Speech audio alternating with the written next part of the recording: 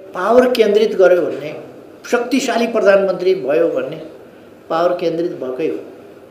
रक्षा मन्त्री मेरै मातहत, गृह मन्त्रालय रक्षा मन्त्रालय मेरै मातहत, गृह मन्त्रालय मेरै मातहत, अर्थ मन्त्रालय मेरै मातहत, सिँगै मन्त्री परिषद मेरै मातहत, सिँगै सरकार मेरै मातहत राखेरै चलाएको हुँ मैले। संवैधानिक व्यवस्था पनि त्यस्तै छ, चलाउने पनि त्यसै गरी हो। अब जब रक्षा मन्त्रालय नै चलाएको छु, गृह मन्त्रालय नै चलाएको छु, गृह मन्त्री रक्षा मन्त्री सबै मैले नै नियुक्त गर्ने हो,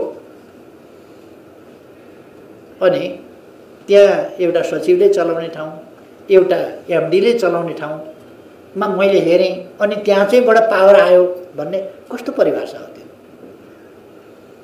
सिँगै सरकार त प्रधानमन्त्रीका मातहतमा हुन्छ, मन्त्री परिषद प्रधानमन्त्रीका मातहतमा हुन्छ। त्यस कारण यो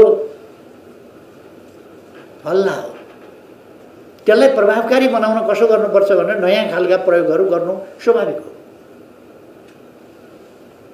त्यसले प्रधानमन्त्री कमजोर हुने वा नहुने होइन कि मैले प्रत्यक्ष हेरेर प्रत्यक्ष रूपमा निर्देशन दिन र ठिक ढङ्गले कामलाई गति दिन र स्वच्छतातर्फका प्रयास, सुशासनतर्फका प्रयासलाई गति दिनका लागि हस्तक्षेप गरौँ भन्न सकिन्छ। मैले गृह मन्त्रालयको राम्ररी रेखदेख गरेको छु, अरू विकासका मन्त्रालयहरू, अरू सामाजिक मन्त्रालयहरू, विभिन्न मन्त्रालयहरूको बहुतै नजिकबाट मैले फलोअप गरेको छु, हेरेको छु, अनुगमन गरेको छु। त्यो त्यसै कारण काम भएको छ।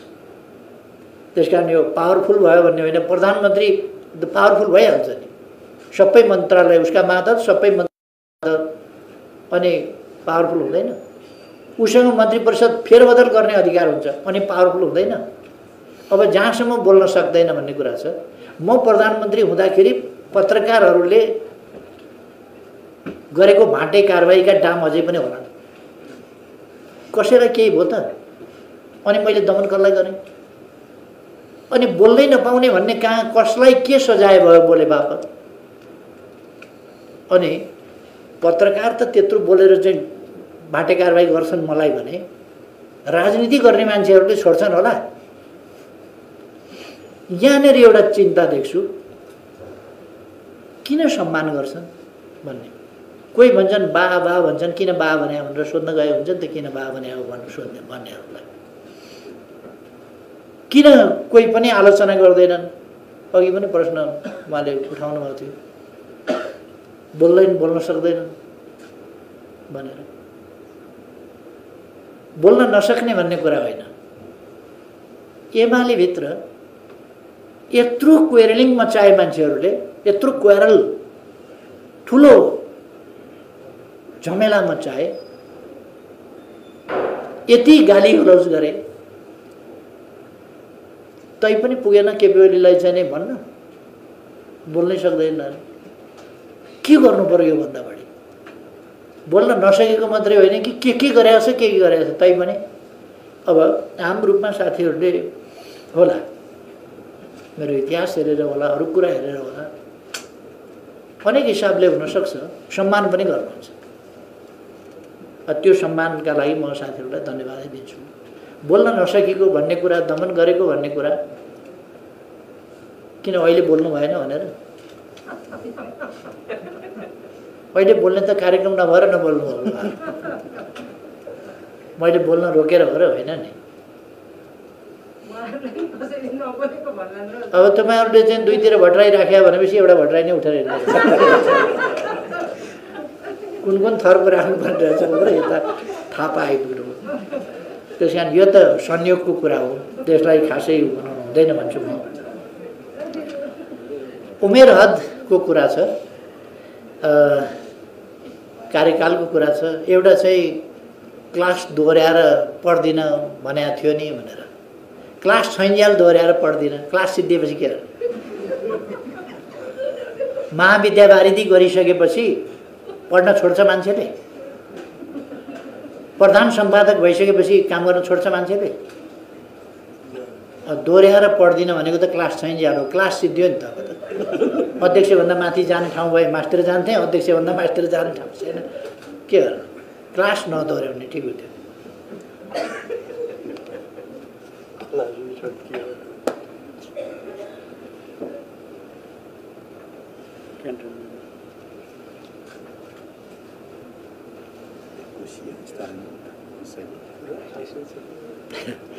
एमाले एक कोशीय हुन खोजिया हो कि अथवा एक मना बनाउन खोजिया हो कि भनेर अवश्य नेकपा एमाले एउटा विचारमा केन्द्रित, एउटा उद्देश्यमा केन्द्रित, एउटा कार्यक्रममा सङ्गठित पार्टी हो र यो एक मना खालको पार्टी हो। यसमा वैचारिक अभिव्यक्तिको स्वतन्त्रता, विचारको स्वतन्त्रता, छलफल आदिका अधिकारहरू छन्। विधानले व्यवस्था गरेका छ, ती अन्तर्गत अधिकारहरू छन्। तर ती अधिकार केका लागि भन्दा फेरि पनि त्यसलाई एक मना बनाउनका लागि नै हो। पार्टीलाई एक मना बनाउने अधिकार सहितको एक मना। अब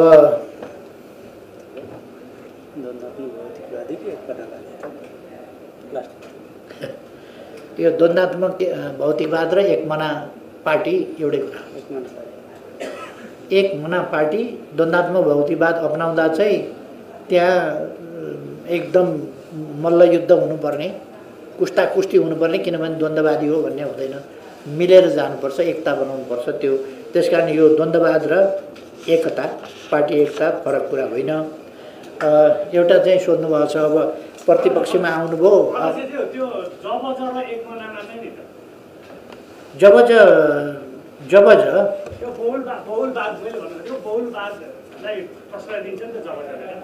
होइन, यो के भने विभिन्न विचारलाई सम्मान गर्छ। पार्टीभित्र चाहिँ एउटा विचार हुन्छ।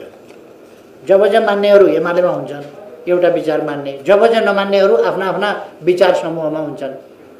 त्यो अरू विचार समूहलाई पनि हामी सम्मान गर्छौँ, अरूलाई पनि स्वीकार्छौँ। तर अर्कोतिर जाने छ भने सहयात्रा, बनारस जाने मान्छेलाई कुतीतिर जाने मान्छेले सहयात्रा, कुतीतिर जाने हिँड्ने लासातिर जानु छ भने बनारस के अरे बनारस जानु छ भने कुतीतिर हिँडेको मान्छेलाई, लासातिर हिँडेको मान्छेलाई एकछिन सहयात्रा गरौँ भन्ने केही अर्थ हुँदैन। त्यसकारण हामी बहुलवादमा विश्वास गर्छौँ, विचारको विविधतामा विश्वास गर्छौँ, वैचारिक स्वतन्त्रतामा विश्वास गर्छौँ, विचारहरूको प्रतिस्पर्धामा विश्वास गर्छौँ र विचारहरू एकत्रित हुँदाखेरि चाहिँ एउटै विचारमा समाहित हुने कुरामा पनि विश्वास गर्छौँ। त्यसकारण यो जनताको बहुदलीय जनवाद र बहुलवादका बिचमा कुनै कन्ट्राडिक्सन पनि छैन र त्यसको पार्टी एकता, विचारको एकता, एउटा विचारमा केन्द्रित पार्टी, एउटा उद्देश्यमा केन्द्रित पार्टी भन्ने कुरामा पनि फरक छैन। अब म साथीहरूलाई अलिक हतार पनि भए जस्तो बुझिन्छ। हामी पनि महाधिवेशनको अलिकति उसमै छौँ र पार्टी सञ्चालनका विधि अर्थात् विधान सम्बन्धी प्रश्नहरू, सङ्गठनात्मक प्रश्नहरूको सम्बन्धमा महाधिवेशन हुनेछ। जुन नीति अन्तर्गत र महाधिवेशनबाट, यस महाधिवेशनबाट पारित नीति अन्तर्गत र विधि अन्तर्गत हामी आगामी मङ्सिरमा हुने पार्टीको 10औं राष्ट्रिय महाधिवेशन आयोजना गर्नेछौँ र त्यसबाट नेतृत्व निर्माण हुनेछ, नेतृत्व चयन हुनेछ। यहाँहरूलाई थाहा छ, नेकपा एमाले एउटा लोकतान्त्रिक पार्टी हो। लोकतन्त्रको सङ्घर्षमा यसले लामो समयदेखि असाधारण योगदान गर्दै आएको छ। लोकतन्त्र प्रणालीको रूपमा मात्रै होइन, लोकतन्त्रलाई पद्धति र प्रक्रियाको रूपमा पनि। लोकतन्त्र समयानुकूल व्याख्या होइन, लोकतन्त्र मूल्य मान्यताका आधारको व्याख्या।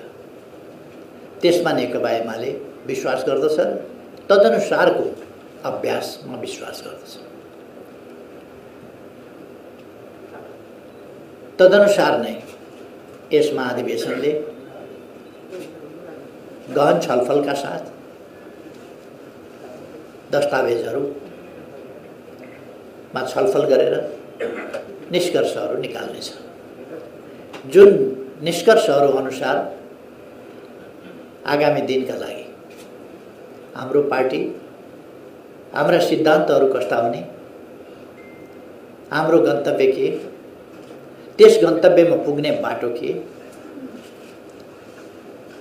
तत्सम्बन्धी हाम्रा नीतिहरू कस्ता हुने, ती नीति कार्यान्वयनका लागि हाम्रो कार्यक्रम कस्तो हुने, कार्यक्रमलाई कुन कुन क्षेत्रमा हामी कसरी कार्यान्वयन गर्छौं र त्यसका निम्ति कस्ता विषयगत वा आवधिक योजना बनाउँछौं, ती योजना पूरा गर्न कसरी हामी लक्ष्यहरू निर्धारण गर्छौं, ती लक्ष्य निर्धारण गर्ने इन्स्ट्रुमेन्टका रूपमा हामी कस्तो पार्टी निर्माण गर्छौं, त्यसको परिचालन कसरी गर्छौं जस्ता प्रश्नहरू यस महाधिवेशनले निरूपण गर्नेछ, जो अत्यन्तै महत्त्वपूर्ण कुरा हो। यसभित्र राष्ट्रिय महत्त्वका नीतिहरू, राष्ट्रका निम्ति आवश्यक नीतिहरूमा छलफल हुनेछ, पारित हुनेछ। हाम्रो समाज आज कहाँनेरि छ, यसलाई यसका अहिलेका समस्या के हुन्, तिनको पहिचान र किटानी र ती समस्याको समाधान कसरी गर्ने, त्यसको स्पष्ट दिशानिर्देश, यी चिजहरू यस महाधिवेशनले गर्नेछ। देशका समस्या, जनताका समस्या, राष्ट्रियता सम्बन्धी प्रश्न, राष्ट्रको सार्वभौमसत्ता, स्वाधीनता, स्वतन्त्रता, भौगोलिक अखण्डता र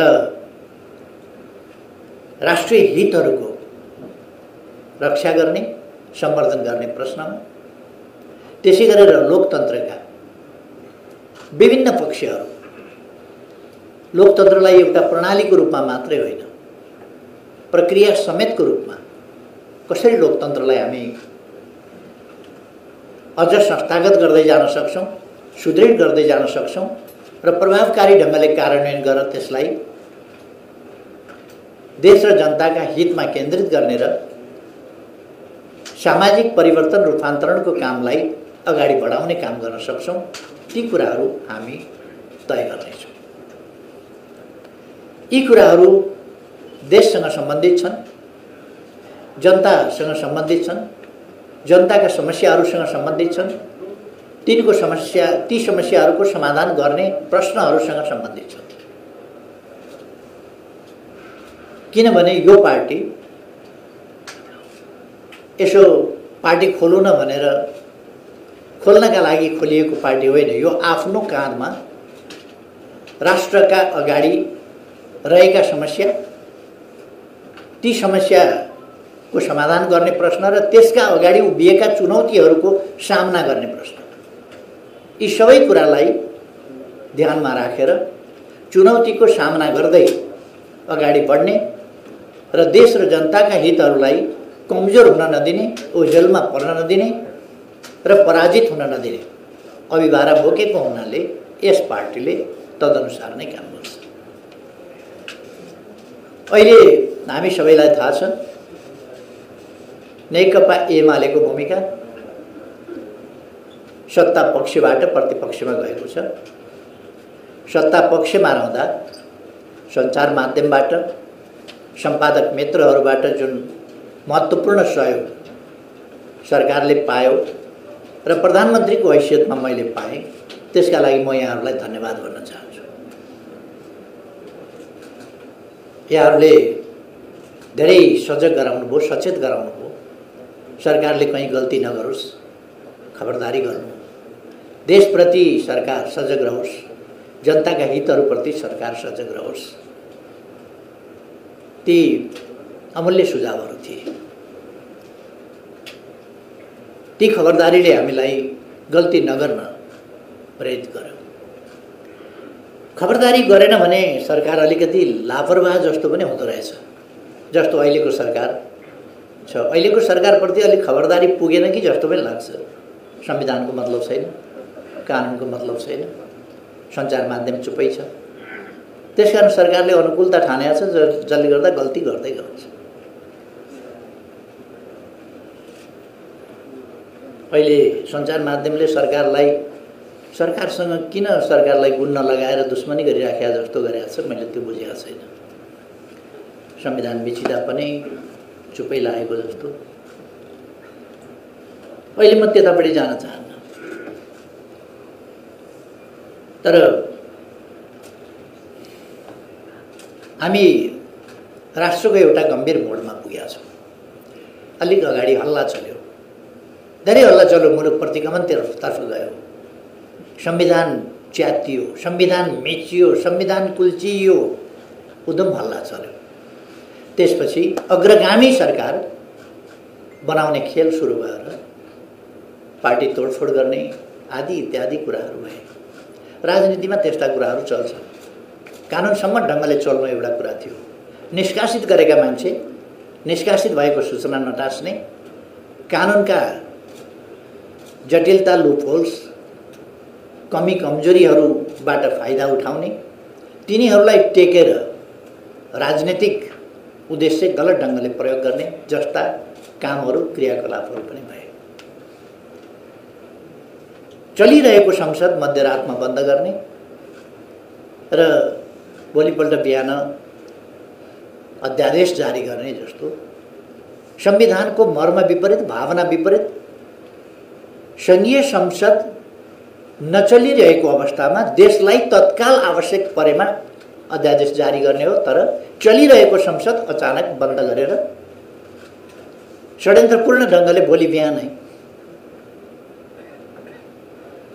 तयारी प्रस्तावका साथ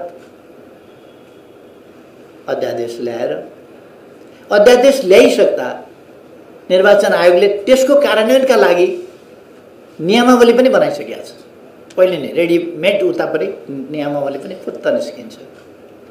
निष्कासित मान्छेहरूलाई निष्कासित मानिँदैन। 40%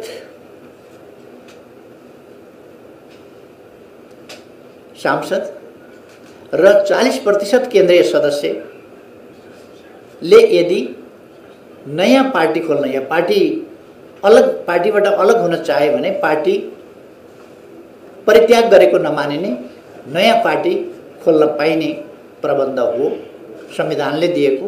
र सांसदहरूले बाध्यकारी स्थिति, कुनै पार्टीमा बस्नै पर्ने,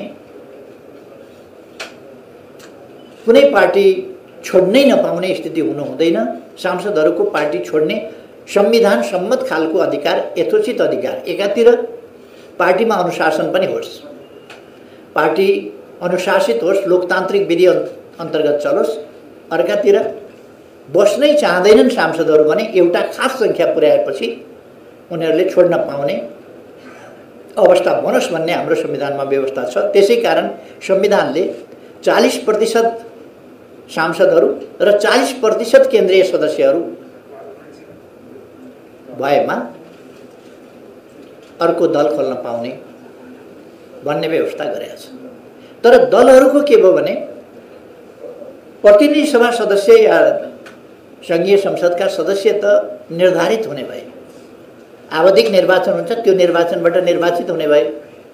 पार्टीको केन्द्रीय समिति एकीकरणका नाउँमा कुनै नेताले अप्ठ्यारो पर्यो आफूलाई भने एउटा एकीकरण गर्यो, एउटा कुनै पार्टी कसैलाई खोल्न लाग्यो, त्यसका नाउँमा एकीकरण भनेर 400-500 मान्छे ल्याइदियो। कहाँबाट 40% पुर्याउँछ? आफ्ना मान्छे नेताले थपिसकेपछि सभापतिले आफ्ना मान्छे 500 मान्छे थप्यो भनेदेखि 300 को कमिटीमा अर्को 200 मान्छे थप्यो भने के हुन्छ त्यहाँ?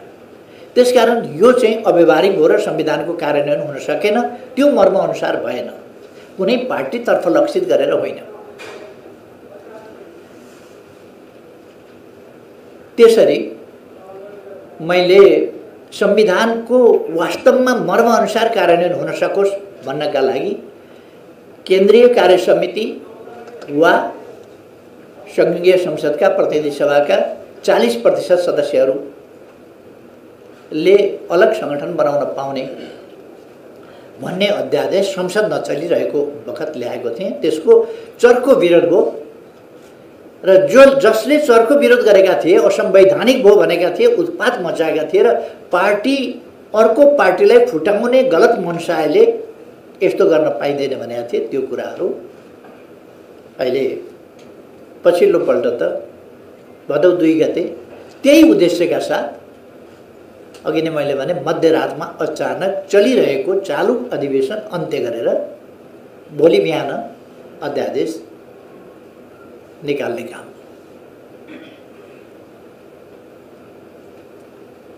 यसको यो संविधान सम्मत भएन, यो चाहिँ गलत मनसायको भएन भनेर सम्पादक साथीहरूले लेख्नु नै भयो होला भन्ने लाग्छ मलाई। त्यसपछि हिजो एउटा सूचना टाँसियो, संघीय संसद चालू छ, अधिवेशन चालू छ।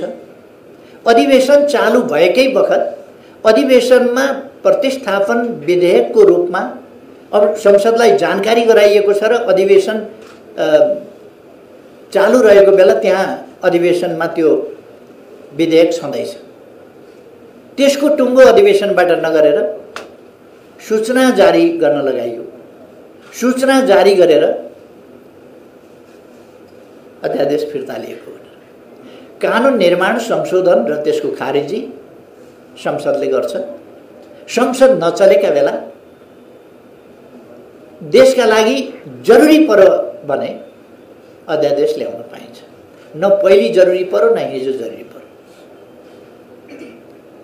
जरुरी परेको भए त संसद चलेका बेला त संसदमै ल्याउन सकिन्थ्यो। चलिराखेको संसद बन्द गरेर ल्याइयो। देशलाई एकदम जरुरी एकदम आवश्यकता होइन, पार्टी फुटाउने गलत मनसाय दूषित मनसायका साथ ल्याइयो। हिजो असंवैधानिक गैर कानुनी संसद छलेर संसदको अवज्ञा अपमान गरेर सूचना मार्फत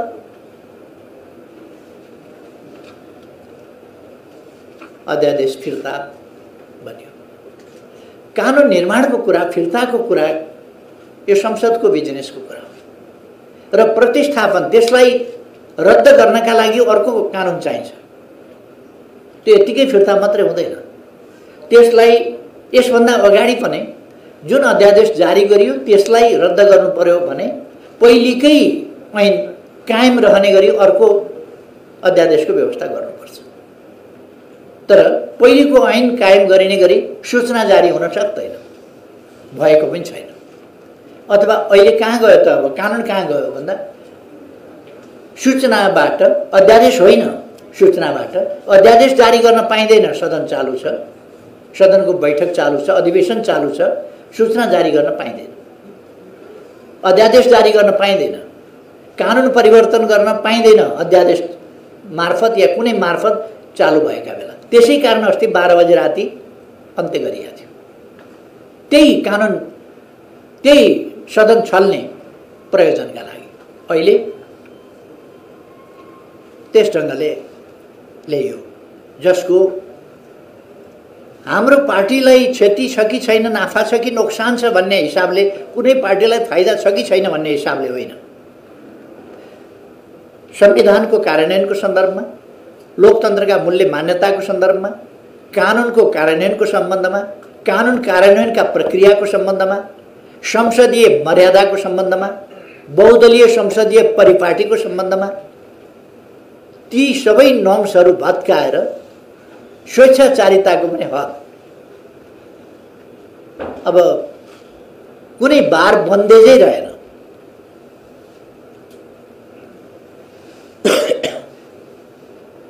यसरी हिजो एमाले फुटाउने काम सकिएछ, प्रयोजन सिद्धिएछ। त्यही कुरा त संसदबाट गरे हुन्छ नि त। संसद चालू छ, त्यहाँ प्रतिस्थापन विधेयक प्रस्तुत छ। त्यो विधेयक के भयो त? अब संसदमा प्रस्तुत विधेयक कुनै सूचनाको भरमा रद्द हुन्छ कि हुँदैन? त्यो विधेयक फिर्ता गयो कि गएन? यी कुनै प्रश्नको केही पनि जवाफ चाहिएन। गठबन्धनले जे गरे पनि उचितै हुने खालको एउटा सोच, जो लोकतन्त्रभित्र लोकतन्त्रको परिभाषामा पर्दैन। हाम्रो चिन्ता लोकतन्त्रको भविष्यप्रति हो, लोकतान्त्रिक प्रणालीको भविष्यप्रति हो। लोकतान्त्रिक प्रणाली यदि प्रक्रियाहरू कमजोर हुँदै गएर प्रक्रियाले प्रणालीलाई शिथिल बनाउँदै लग्यो भने,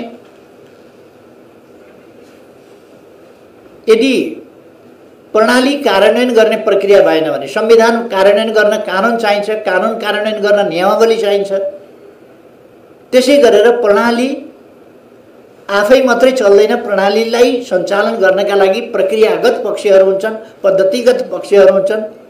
पद्धति प्रक्रियाका पक्षहरूबाट प्रणाली ध्वस्त पार्दै लगियो भने प्रणाली प्रणालीको रूपमा जीवित रहन सक्दैन। दुनियाँमा किन लोकतन्त्र पटक पटक असफल हुन्छन्? हाम्रै देशमा किन असफल भएको छ पटक पटक? किन हाम्रै देशमा प्रतिगमन भएको छ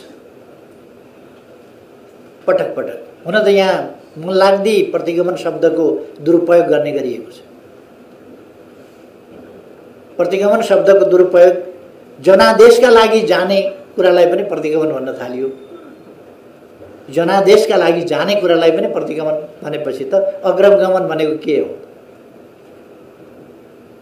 संसदलाई पङ्गु बनाउनु, कुनै काम नगर्नु, मन्त्री परिषदलाई पूर्णता दिन नसक्ने, 2.5 महिनासम्म पूर्णता दिन नसक्ने जोडजामको सरकार बनाएर देशको अमूल्य समय, तीव्र गतिमा विकास भइरहेको वर्तमान दुनियाँको यो समय, यसलाई बर्बाद गर्नु अग्रगमन हुन्छ। त्यतापट्टि पनि म अहिले जान चाहन्न। जे होस्, अहिले हामी सबैलाई थाहा छ, एउटा जनादेशको सरकार होइन, परमादेशको सरकार छ।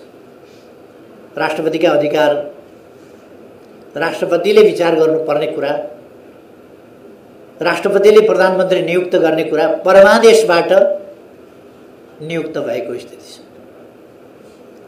अहिलेका लागि आनन्द छ।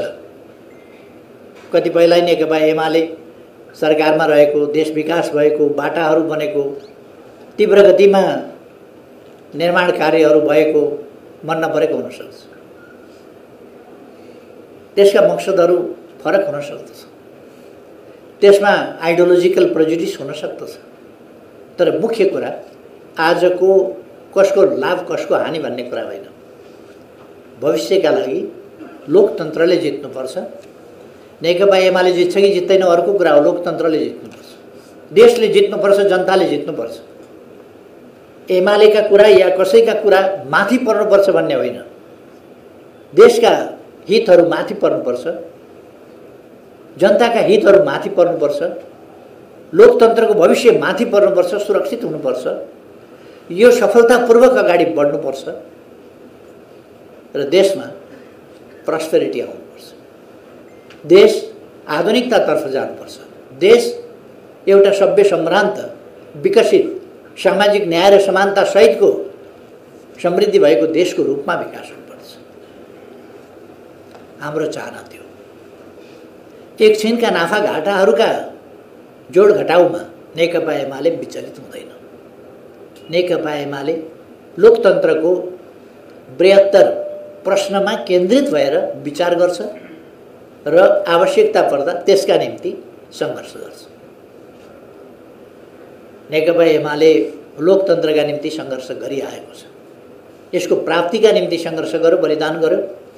यसको रक्षाका निम्ति पनि सङ्घर्ष र बलिदान गरेर आएको छ, फेरि पनि गर्छ। त्यसकारण यो क्षणिक लाभ हानिका हिसाब किताबमा होइन, आम रूपमा, दीर्घकालीन रूपमा लोकतन्त्रको भविष्य। लोकतन्त्रको भविष्यप्रति हामी किन चिन्तित हुने? लोकतान्त्रिक प्रणाली नै श्रेष्ठ प्रणाली हो। यस प्रणाली मार्फत, यसको सही कार्यान्वयनबाट नै हामी देशको विकास गर्न सक्छौँ भन्ने एमालेको विश्वास छ। त्यो विश्वासको कारणले हामी, त्यो यथार्थको कारणले, त्यो हाम्रो विश्वास निराधार होइन, त्यो यथार्थ विश्वास हो, त्यस कारणले हामी लोकतन्त्रको भविष्यप्रति चिन्ता गरेका हौँ। हामीले एउटा यस विषयमा म धेरै गइरहनु पर्ला जस्तो लाग्दैन। लोकतन्त्रमा सत्ता पक्ष प्रतिपक्ष भइरहन्छ। कहिले कसले जित्ला, कहिले कसले जित्ला, तर जित हार स्वस्थ हुनुपर्दछ। प्रतिस्पर्धा स्वस्थ हुनुपर्दछ। अस्वस्थ प्रतिस्पर्धा, लोकतन्त्रका नाममा प्रतिस्पर्धा छँदैछ भनेर अस्वस्थ प्रतिस्पर्धा लोकतान्त्रिक प्रक्रियाभित्र पर्दैन। त्यसकारण स्वस्थ प्रतिस्पर्धामा हामी विश्वास गर्छौँ। प्रतिस्पर्धा स्वस्थ हुनुपर्छ, संविधान सम्मत, कानुन सम्मत, लोकतान्त्रिक मूल्य मान्यता अनुरूप, शान्तिपूर्ण, स्वच्छ, पारदर्शी त्यस्तो प्रतिस्पर्धामा हामी विश्वास गर्दछौँ। अब अहिले मैले अरू धेरै केही कुराहरू भन्ने भन्दा पनि नेकपा एमाले आफू सरकारमा हुँदा गरेका कामहरू म दृढ विश्वास गर्दछु कि हामीले अत्यन्तै पारदर्शिताका साथ र विथ भिजन, विथ डिटर्मिनेसन हामीले काम गरेका छौँ र हामीले तदनुसारका उपलब्धिहरू पनि हासिल गरेका छौँ।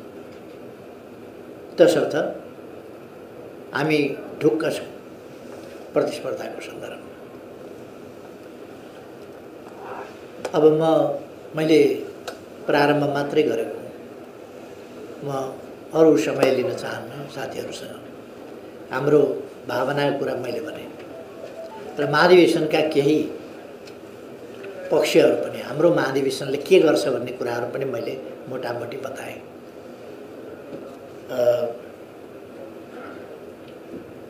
म साथीहरूका प्रश्नहरू, जिज्ञासाहरू माथि छलफल गर्न चाहन्छु। यो अलिक हामीले अन्तर्क्रियात्मक कार्यक्रम बनाएका छौँ। त्यसकारण यो मैले मात्रै भन्ने कार्यक्रम नभएर यो अन्तर्क्रियात्मक भएको हुनाले हाम्रो संवाद चाहिँ महत्त्वपूर्ण कुरा छ। आज मैले साथीहरूसँग संवाद गर्न चाहेको हुँ, किन अलिक लामो समयदेखि संवाद अलिक भइरहन पाएको थिएन प्रत्यक्ष रूपमा।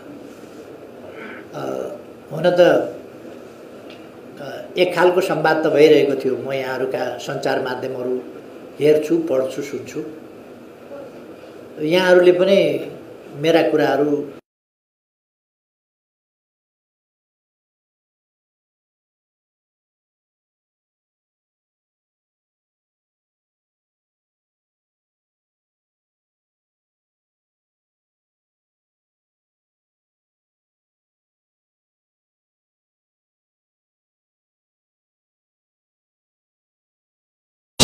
सम्पन्नता हो, समृद्धि हो।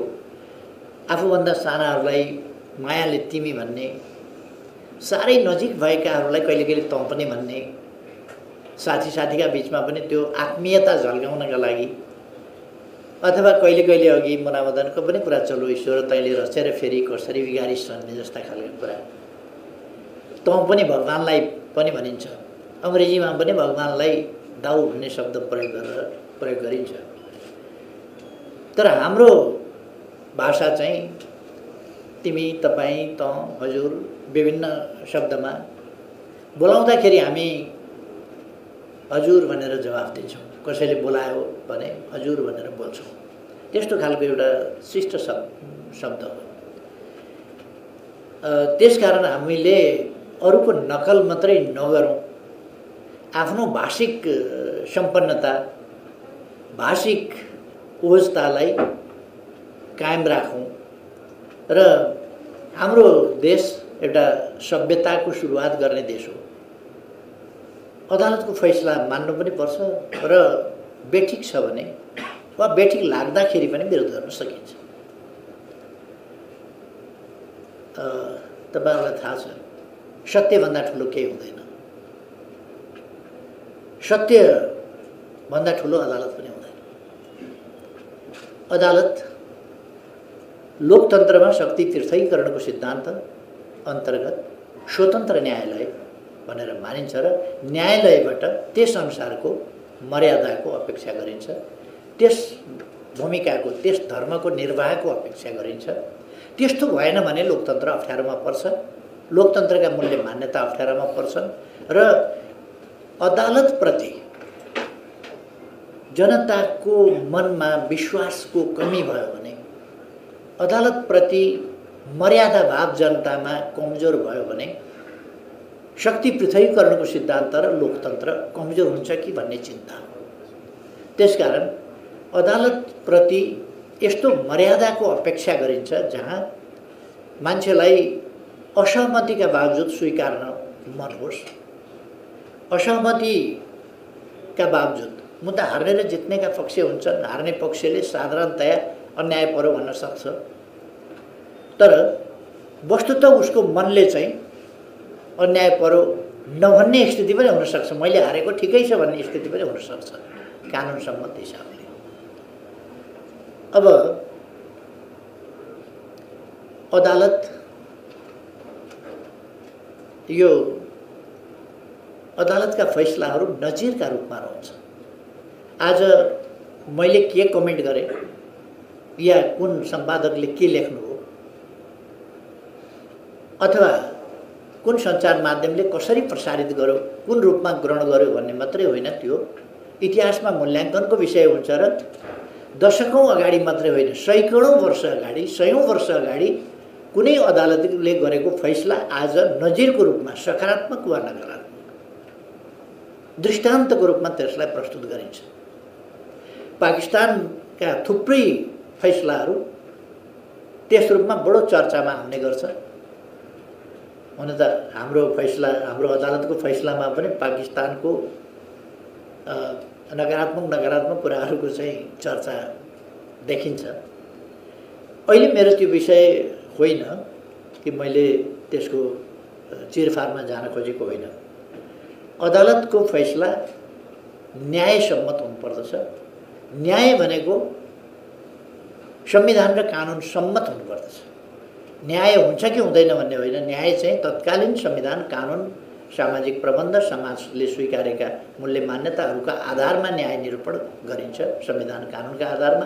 त्यसकारण त्यसलाई न्याय मान्नुपर्छ। त्यो अपेक्षा आम जनताले गरेका हुन्छन्, सबैले गरेका हुन्छन्। एकपल्ट एउटा फैसला, उस्तै प्रकृतिको फैसला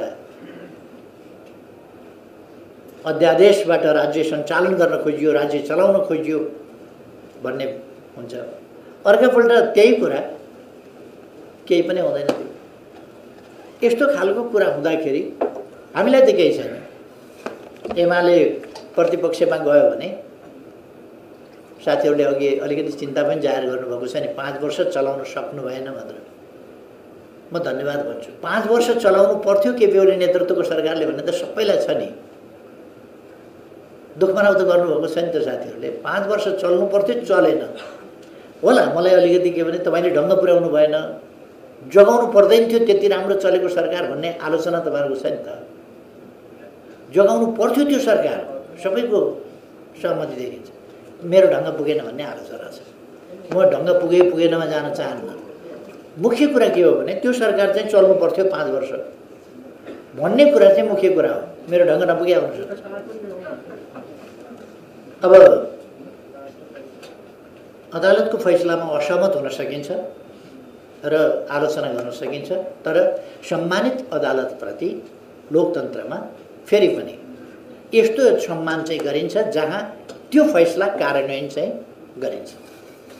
फैसला मान्ने, फैसलाको कार्यान्वयन गर्ने र यसै कारणले चित्त बुझेन, यसै कारणले फैसला गलत छ भन्न पाउने, यो लोकतन्त्रको मूल्य मान्यता अन्तर्गतको पनि कुरा हो र त्यो न्यायसङ्गत कुरा पनि हो। आफ्नो कुरा पनि भन्न पाइने र अदालतको फैसलालाई मान्ने पनि। हामीले अदालतको फैसलालाई मानेका छौँ, मान्ने गरेका छौँ र लोकतन्त्रमा अदालतले कहिले कहिले गलत फैसला गर्छ। जस्तो परमादेशको फैसला गलत गर्यो। यो आजका लागि मात्रै भनेको होइन मैले। हिस्ट्री विल जज। भोलि इतिहासले मूल्याङ्कन गर्नेछ, यो संविधान सम्मत भएन। तर पनि लोकतान्त्रिक प्रणालीमा शक्ति पृथकीकरणको सिद्धान्तमा स्वतन्त्र न्यायालयका रूपमा फैसला जस्तोसुकै आए पनि मानिन्छ। यो आफ्नो मर्यादा, जनताको नजरमा आफ्नो मूल्याङ्कन र जनताको अदालतप्रतिको विश्वासको रक्षा गर्ने काम सबैको हो। त्यसमा पनि अदालतको मुख्य रूपमा हुन्छ। मैले त्यति मात्रै यसमा भन्न चाहन्छु।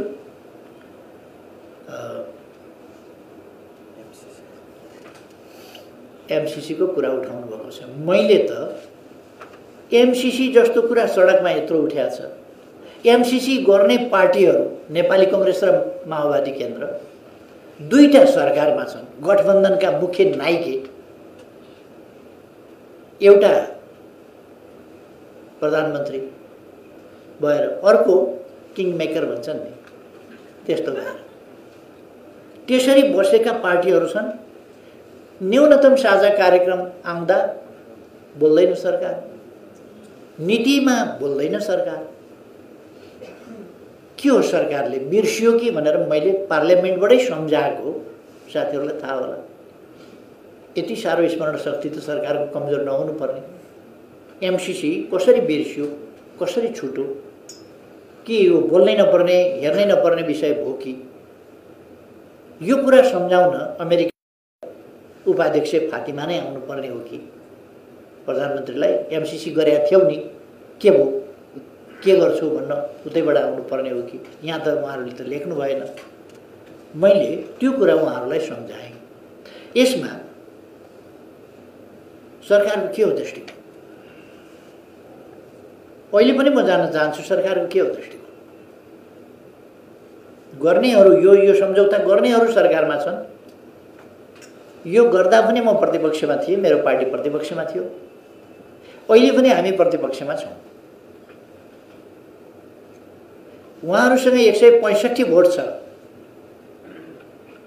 त्यसकारण उहाँहरूले हामीसँग कुनै यस सम्बन्धमा परामर्श पनि गर्नुभएको छैन। के कस्तो हालत हो, के हो, कसो गर्न पर्ने हो, कसो गर्दा ठिक हो, त्यस सम्बन्धी पनि कुनै दृष्टिकोण राख्नुभएको छैन। हामीसँग सेयर पनि गर्नुभएको छैन। जुन तपाईले प्रश्न गर्नुभएको छैन भने मैले एन्सर गरिरहनु पर्ने कुरा हो र? जब सरकारले नै यस सम्बन्धमा कुनै रुचि नै राखेको छैन, चासै राखेको छैन भने यस सम्बन्धमा भनिरहनु पर्ने कुरा के भयो र? सरकारले भन्नु पर्यो यो के हो, के गर्नुपर्ने। त्यही कुरा मैले पार्लियामेन्टमा उठाएको। तपाईहरुसँग 165 सिट छ त गठबन्धनको। त्यो 165 सिटको प्रयोग कसरी गर्नुहुन्छ, के हो यो भनेर सरकारको दृष्टिकोण के छ नि थाहा नपाइकन ताप्के भन्दा बिँड चाहिँ तात्ने भन्छ नि। हामी बिँड तातेर के हुन्छ? हामीसँग त अलिक थोरै भोट होला, 100 को आसपासमा सिट होला। 100 को आसपासमा सिट, 275 सिट भएका ठाउँमा 100 को आसपास सिटले उफ्रिएर के हुन्छ? 165 सत्तामा भएको जिम्मेवारी लिएको आफै गर्नेवालाले बोलेको छैन भने त्यसकारण उहाँहरू बोल्नु पर्यो, उहाँहरूले गर्नु पर्यो। के गर्ने हो? मैले त्यति भने हो। बिहारै सम्बन्धमा पनि त्यही हो। उहाँहरू के गर्दै हुनुहुन्छ? हामीले सरकारमा हुँदा सरकारको हैसियतले रेस्पोन्सिबल ढङ्गले हामी पेश भएका थियौँ। हरेक कुरा यहाँहरूलाई थाहा छ। मैले केही भनिरहनु पर्ला जस्तो लाग्दैन।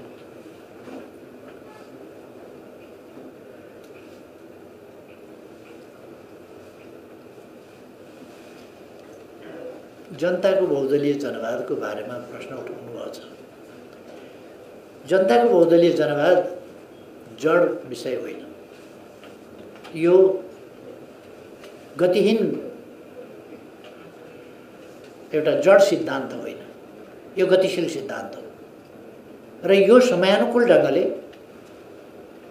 आवश्यकता अनुसार परिमार्जित र विकसित हुँदै जान्छ। अहिलेसम्ममा थुप्रै कुराहरूमा यो परिमार्जित र विकसित भएको छ। जनताको बहुदलीय जनवाद 49 सालमा हामीले महाधिवेशन 5औं महाधिवेशनमा यसलाई सूत्रीकृत गर्दा जे कुराहरू थिए त्यसभित्र वा जे कुराहरू हामीले त्यति बेला विकसित गरेका थियौँ त्यो त्यति बेला विकसित भए जति मात्रै कुरा होइन। त्यो पछिसम्मका लागि त्यसले एउटा दृष्टिकोण दिएको थियो, एउटा चिन्तन दिएको थियो। हो त्यो चिन्तनबाट अगाडि बढ्छ। रेल बनाएपछि तपाईले 100 किलोमिटर मात्रै लिक ओछ्याएको छ भने 100 किलोमिटर जान्छ। 1000 किलोमिटर ओछ्याइसक्नुभयो भने त्यही रेल 1000 किलोमिटर अगाडि पनि जान्छ। त्यसकारण 100 किलोमिटर हुँदा बनेको रेल भन्ने कुरा चाहिँ त्यति महत्त्वपूर्ण हुँदैन, कति लिक छ त्यतिमा दौड्न सक्छ त्यो।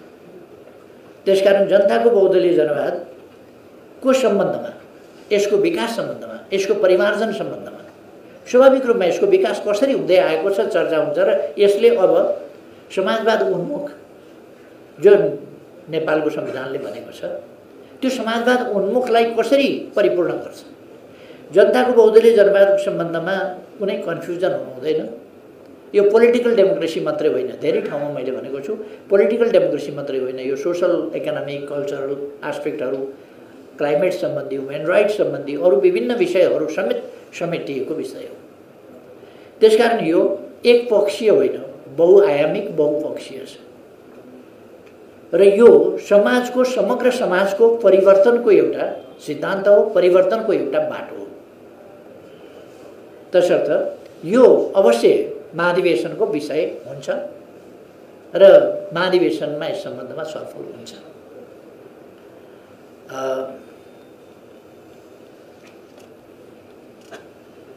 अहिलेको व्यवस्था र बहुदलीय जनवादका बीचमा भिन्नता छ कि छैन भनेर, जनताको बहुदलीय जनवादका अंशहरू अहिलेको प्रणालीमा छन्। जनताको बहुदलीय जनवाद भनेको समृद्ध नेपाल, सुखी नेपाली हो, त्यसको गन्तव्य भनेका छौँ, जो उपलब्धि भइसकेको छैन, जो हासिल भइसकेको छैन। त्यसकारण त्यो हासिल गर्न पर्छ जनताको बहुदलीय जनवादमा पुग्न। समृद्धि, न्याय र समानता सहितको समृद्धि समाजवाद हो, जहाँ मान्छेले सुख प्राप्त गर्न सक्छ। समृद्धि मात्रै होइन, पर क्यापिटा इन्कमबाट मात्रै होइन अथवा जिडिपीबाट मात्रै हेरिने समृद्धि होइन, हरेक व्यक्तिको जीवनमा हेरिने समृद्धि हो र हरेक व्यक्तिको अधिकारमा पहुँच, त्यसै गरेर सम्पूर्ण हक अधिकारको अवस्था, सामाजिक न्याय, समानताको प्राप्ति, भयरहित जीवन बाँच्न पाउने अधिकार र सम्मानित जीवन बाँच्न पाउने अधिकार लगायतका जैविक र मानवीय आवश्यकताहरूको न्यायोचित परिपूर्ति भएको समाज नै जनताको बहुदलीय जनवाद हो, त्यसको विकसित रूप हो र त्यहाँ पुग्ने गन्तव्य यसले भन्दछ, जसलाई हामीले परिपूर्ण लोकतन्त्र भनेका छौँ, कम्प्रिहेन्सिभ डेमोक्रेसी।